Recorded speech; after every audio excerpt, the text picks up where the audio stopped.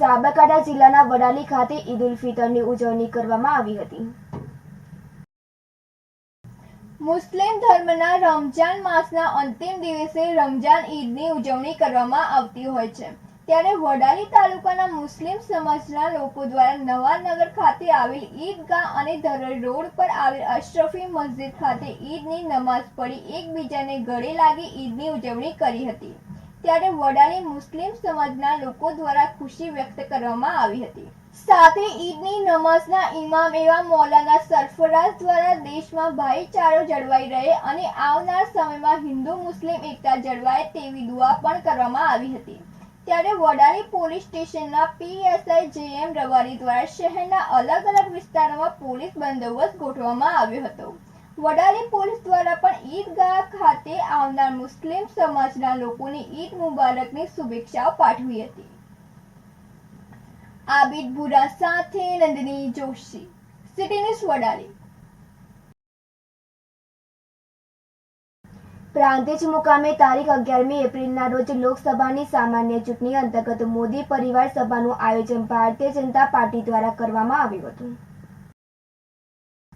પ્રાંતિજ શ્રી મહાકાળી મંદિરના વિશાળ ચોકમાં લોકસભાની ચૂંટણી અંતર્ગત મોદી પરિવાર સભાનું આયોજન શહેર સંગઠન દ્વારા કરવામાં આવ્યું હતું। આ તબક્કે પ્રાંતિજ તાલુકાના ધારાસભ્ય ગજેન્દ્રસિંહ પરમાર, પૂર્વ સાંસદ અને હાલમાં પ્રદેશ કક્ષાએ ચૂંટણી સહસંયોજકની જવાબદારી સંભાળતા જયસિંહ ચૌહાણની વિશિષ્ટ ઉપસ્થિતિ રહી હતી।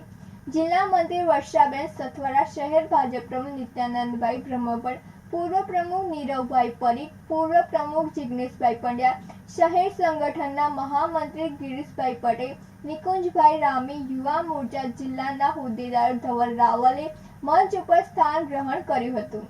આગામી લોકસભાની ચૂંટણીમાં ભારતીય જનતા પાર્ટીના ઉમેદવાર શોભનાબેન બારૈયાને ભવ્ય વિજય મળે તે માટે અપીલ કરવામાં આવી હતી। ધારાસભ્ય ગજેન્દ્રસિંહ પરમાર તેમજ જયસિંહ ચૌહાણે આગામી તારીખ 16મી એપ્રિલના રોજ ઉમેદવાર શોભનાબેન બારૈયાના ઉમેદવારી ફોર્મ ભરવાના સમયે ઉપસ્થિત રહેવા અપીલ કરી હતી। અબકી બાર મોદી સરકાર તેમજ અબકી બાર 400 કે પારનું આહવાન પાર પાડવા અપીલ કરવામાં આવી હતી। રતિલા ટેકવાણી સાથે નંદિની જોશી, સિટી ન્યૂઝ પ્રાંતિજ। 3 વોર્ડના લગભગ 11 જેટલા બૂથોની આજે મોદી પરિવાર જાહેર સભાનું આયોજન કરવામાં આવ્યું છે। સંગઠનના સૌ આગેવાનો, સર્વે ગામના અગ્રગણીઓ, ભાઈઓ બહેનો ઉપસ્થિત રહ્યા અને સારી રીતે આ કાર્યક્રમ સંપન્ન કરવામાં આવ્યો છે। મોદી પરિવાર પ્રદેશનો આપેલો આ કાર્યક્રમ 8 તારીખે શરૂ થયેલો 16 તારીખ સુધી આ કાર્યક્રમ રહેવાનો છે। જે તે કાર્યકરો ખરા જ, પણ આ શક્તિ કેન્દ્રમાં આવતા વોર્ડોના રહેતા આગેવાનો, સમાજના આગેવાનો વિશેષ સંખ્યાની હોય એમને પણ આપણે બોલાવવામાં આવે છે। એમના સાથે વિચાર વિમર્શ કરવામાં આવે છે, સંવાદ કરવામાં આવે છે અને એ રીતે ગઈકાલે પણ પ્રાંતિજ શહેરીની અંદર અગાઉના વોર્ડોના કાર્યક્રમ થયો છે। આજે પણ ખૂબ સારી રીતે આ કાર્યક્રમ સંપન્ન થયો છે। લગભગ 200 કરતાં પણ વધારે ગ્રામજનો ઉપસ્થિત રહ્યા છે અને સારી રીતે આ કાર્યક્રમ પૂરો થયો છે।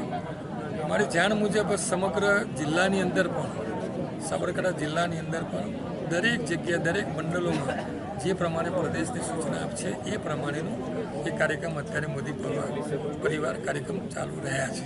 ધન્યવાદ।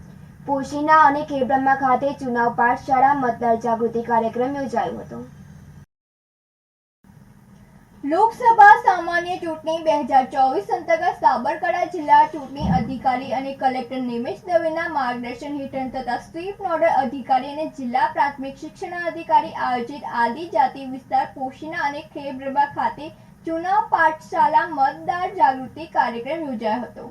બીએલઓ સુપરવાઇઝર અને બીએલઓ દ્વારા પોશીના અને 29 ખેડબ્રહ્મા વિધાનસભા મત વિભાગમાં સમાવેશ તાલુકામાં ગત વિધાનસભા ચૂંટણી 2022માં જે મતદાન મથકોમાં 50% કરતાં ઓછું મતદાન થયું હોય અને પુરુષોના મતદાન કરતાં મહિલાઓનું મતદાન 10%થી ઓછું છે તેવા તમામ મતદાન મથકો ખાતે ચુનાવ પાઠશાળા મીટિંગનું આયોજન કરવામાં આવ્યું હતું।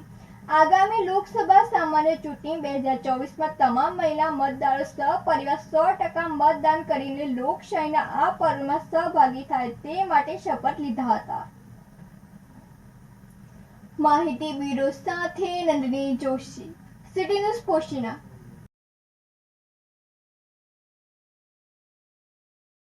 રાધનપુર તાલુકાના કોલાપુર ગામ ખાતે પાટણ લોકસભા 3ના ઉમેદવાર ભરતસિંહ ડાભીનું સોમનાથ મંદિર ખાતે ભવ્ય સ્વાગત અને સન્માન કાર્યક્રમ યોજાયો હતો. સાથે સાથે તેમને વિજય બનાવવા અપીલ કરવામાં આવી હતી. પાટણ જિલ્લાના રાધનપુર તાલુકાના કોલ્હાપુર ગામ ખાતે પાટણ લોકસભા 3ના ભારતીય જનતા પાર્ટીના ઉમેદવાર ભરતસિંહ ડાભીને જીતાડવા માટે રબારી સમાજનું સંમેલન યોજાયું હતું. સાથે સાથે અન્ય સમાજના મહાનુભાવો ઉપસ્થિત રહ્યા હતા. સોમનાથ મહાદેવ મંદિર ખાતે સંમેલનનું ભવ્ય આયોજન કરવામાં આવ્યું હતું.